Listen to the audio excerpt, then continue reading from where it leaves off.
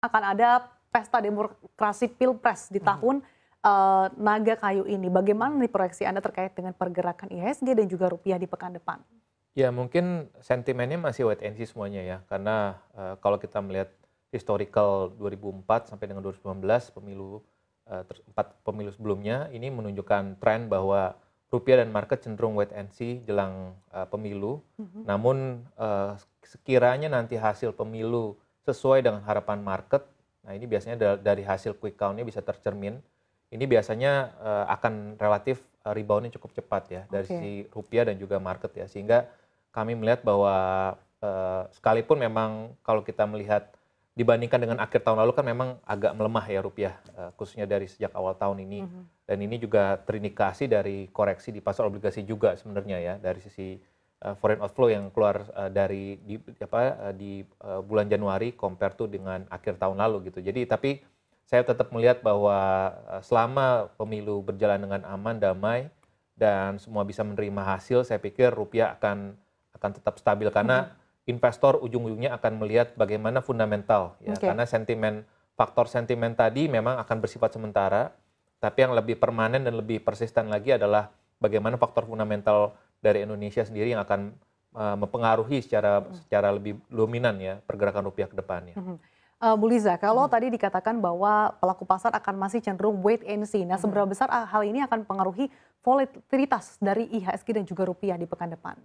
Oke, kalau bicara mengenai pekan depan, kita mulai dari rupiah dulu mungkin ya. Kalau secara teknikal, rupiah saat ini kembali ke level support yang dari previous low kemarin, ini memang benar-benar merupakan saat-saat penentuan. Kalau USD-nya ini melemah ke bawah 15.650, nah rupiah punya kesempatan untuk melihat level yang lebih kuat di sekitar 15.500-an, 15.570 maybe, atau support berikutnya atau support yang lebih rendah itu ada di sekitar 15.400. Tapi saya masih melihat agak sulit kalau bisa rupiah menguat di atas 15.300 ya. Sedangkan kalau IHSG-nya dengan penutupan kali ini, berarti kita memang masih berada dalam level sideways ya. Level penentuannya ada di sekitar 7270 atau 7280 untuk pekan depan. Nah, kalau misalkan pemilu ini bisa berjalan dengan lancar dan bahkan juga mungkin kalau ada kesempatan satu putaran aja, mungkin itu akan bikin market sangat bullish ya. Artinya jadi ekspektasi pelaku pasar justru satu putaran gitu ya? Ekspektasi pelaku pasar, I think lebih kepada secepat-cepatnya itu memberikan kepastian. Iya. Terus terang kita nggak gitu pusing siapa presiden yang terpilih gitu ya, asal kondusif tadi seperti kata Pak Joshua gitu ya. Dan ke depannya mungkin program kerja yang dilihat itu lebih penting. Jadi ini bisa jadi PR buat para investor atau trader untuk mulai menyasar sektor-sektor yang bakal dijagokan. Nah, itulah yang akan bisa bikin market lebih hidup ke depannya. Gitu. Kalau dari Pak Joshua, sektor-sektor apa saja nih yang kemungkinan bisa cuan di pekan depan? Karena kan ada pesta demokrasi, mungkin diharapkan telekomunikasi dan juga consumer retail ini juga bisa ikut semeringah di pekan depan.